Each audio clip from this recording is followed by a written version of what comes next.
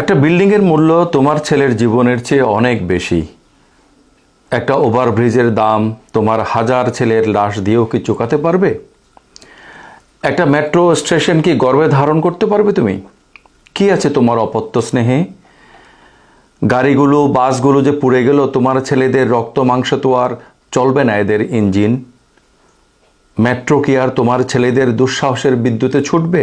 কিংবা elevated এক্সপ্রেসওয়ের toll কি তোমার জানাজার কান্নায় আদায় হবে? কি করে জন্ম দিলে এমন সন্তান? ভয় পায় না দিতে যান।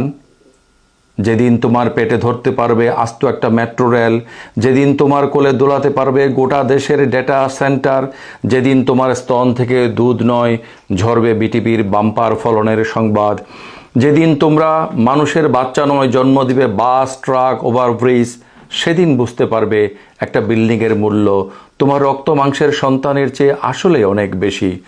তখন চুমু খেয়েও ওই ইট সিমেন্টের শরীরে গাড়িগুলোকে পাশে শুইয়ে দিও, হাত বুলিয়ে পদ্মা সেতুটাকে পাঠিয়েও ভার্সিটিতে, পাবলিকে না হয় প্রাইভেটে।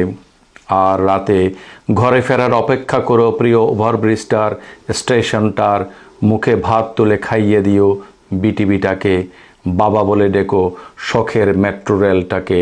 আর ভুলে যেও, সব ভুলে যেও, ভুলে যেও রক্ত মাংসের কোনো ছেলে ছিল তোমার, পেটে ছিল, পিঠে ছিল, কোলে ছিল। ভুলে যেও তুচ্ছ নগণ্য ওই মনুষ্য সন্তান কখনো তোমাকে মা ডেকেছিল।